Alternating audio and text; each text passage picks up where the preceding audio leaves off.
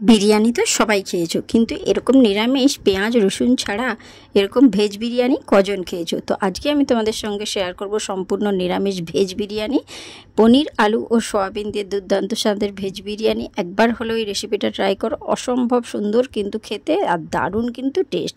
আর এই বিরিয়ানিটা তোমরা নিরামিষের দিনে কোনো আত্মীয় স্বজন এলেও কিন্তু খুব ভালোভাবেই বানিয়ে তোমরা পরিবেশন করতে পারো। তো নমস্কার বন্ধুরা, আমি মুনমুন কিচেনে তোমাদের সবাইকে স্বাগত। তো দেখো, প্রথমেই একটা গ্যাসের উপর আমি একটা পাত্রে জল বসিয়ে দিয়েছি আর জলটা গরম করে দিয়েছি। আর বিরিয়ানির রেসিপিটা অনেকাংশে নির্ভর করে লবণের উপর। তো স্বাদ মতো এখানে লবণ দিয়ে দিলাম, আর এখানে দিয়ে দিচ্ছি 2 চামচ মতো রিফাইন অয়েল, কারণ রিফাইন অয়েলটা দিলে রাইসটা কিন্তু একদম ঝরঝরে হয় আর পারফেক্ট হয়। আর এখানে দেখো নিয়েছি 2টো ছোটো এলাচ, লবঙ্গ, দারচিনি, জয়িত্রী আর শাহি জিরা আর 2টো গোটা গোলমরিচ।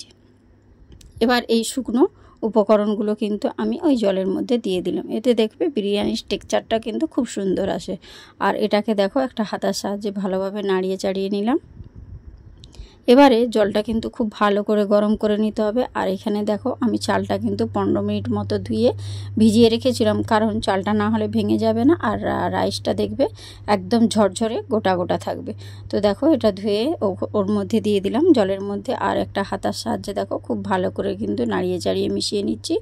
আর রাইসটা তোমরা সবাই জানো, হাই ফ্লেমে কিন্তু 10 থেকে 15 মিনিট যদি এটা কুক করে নেওয়া যায়, একদম ঝরঝরে পারফেক্ট রাইসটা তৈরি হয়। এটা কিন্তু সবাই জানো, তার জন্য একদম হাই ফ্লেমে দেখো আমি 10 থেকে 15 মিনিট ফুটিয়ে নিচ্ছি। আর ফুটিয়ে নেওয়ার পর তোমাদেরকে দেখিয়ে দেবো। আর রাইসটা কিন্তু একেবারেই মোটামুটি আমার মনে হচ্ছে হয়েই এসেছে। দেখো হাতের সাহায্যে দেখে নিলাম, একদম সুন্দর হয়ে গিয়েছে। এবারে কিন্তু এটাকে আমি একটু ছেঁকে নেব, একদম জল ঝরিয়ে পারফেক্টভাবে ছেঁকে নেব। আর এখানে একটা ঢাকনা দিয়ে দেবো। দেখো গ্যাসের ফ্লেমটা কিন্তু বন্ধ করে দিয়েছি, আর একটা ঢাকনা দিয়ে দিলাম। এবারে কিন্তু আমি রাইসটা ছেঁকে নেব। ছেঁকে নেওয়ার পর দেখো তোমাদেরকে দেখিয়ে দিচ্ছি, একদম পারফেক্ট ঝরঝরে রাইসটা একদম রেডি হয়ে গিয়েছে। এটাকে আমি একটা সাইডে সরিয়ে রেখে দিচ্ছি ঠান্ডা হওয়ার জন্য। আর এখানে দেখো ততক্ষণ কিন্তু আমি এখানে একটা ননস্টিক কড়াইয়ের মধ্যে নিয়ে নিলাম রিফাইন অয়েল। তেলটা কিন্তু ভালো করে দেখো কড়াইয়ের গায়ে ভালো করে বুলিয়ে নিচ্ছি, আর খুব ভালো করে তা একদম হিট করে নিয়েছি। আর এখানে দেখো পনিরগুলোকে কিন্তু আগে থেকে আমি বড় বড় করে টুকরো করে কেটে রেখেছিলাম।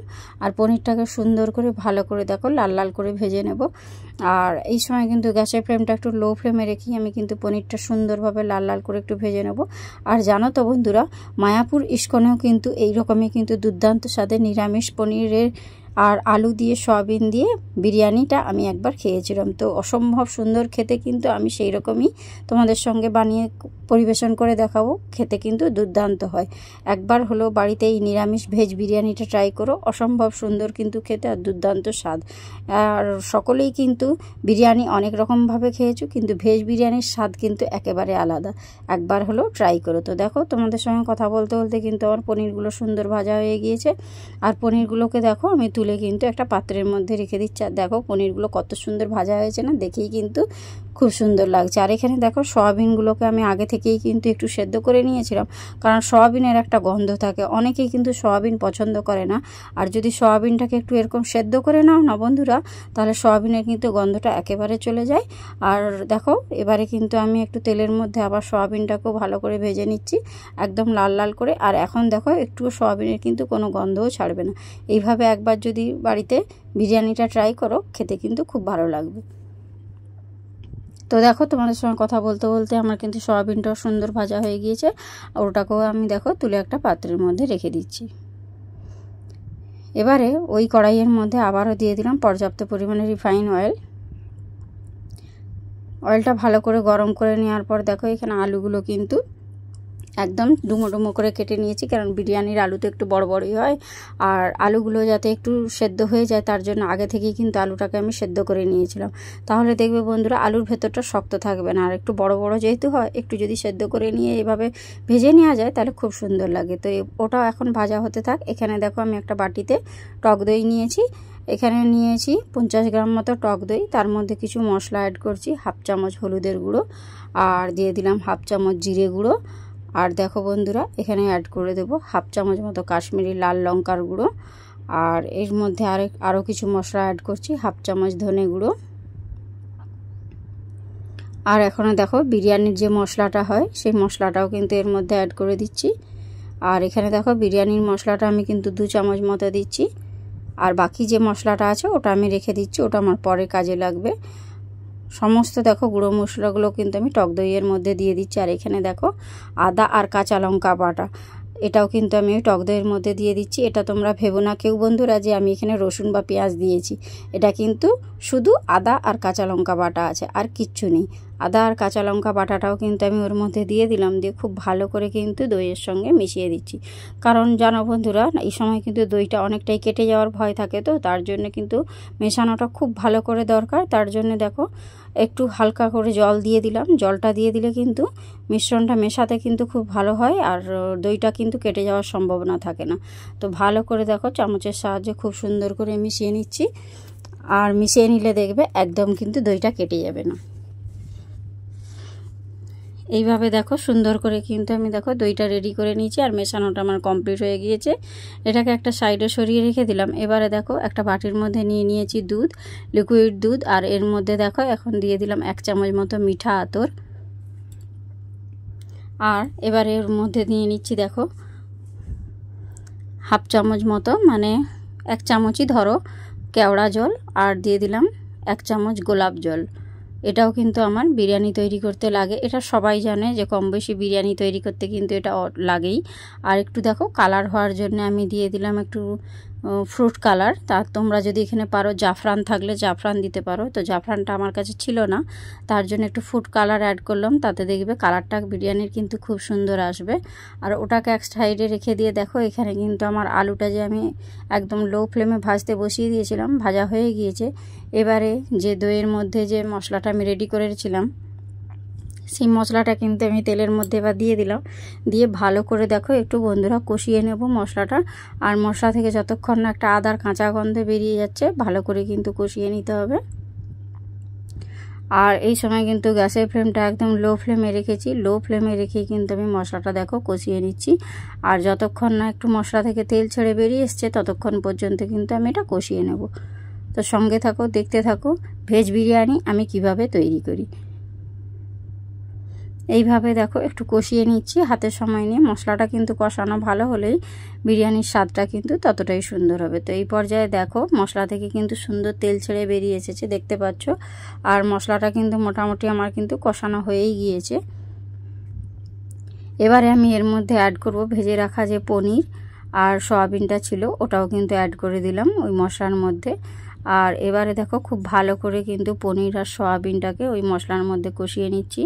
যেহেতু নিরামিষ তার জন্য একটু এর মধ্যে ঘিও অ্যাড করব, তো সঙ্গে থাকো। তো দেখো এইভাবে কিন্তু খুব ভালো করে আমি কষিয়ে নেব।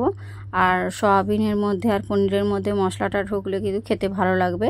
আর এখানে আমি একটা স্কিপ করে গিয়েছি, যেটা তোমাদেরকে দেখানো হয়নি। এখানে দিয়ে দিয়েছিলাম লবণ। মশলাটা যখন আমি রেডি করি তখনই একটু হাফ চামচ লবণ দিয়েছিলাম।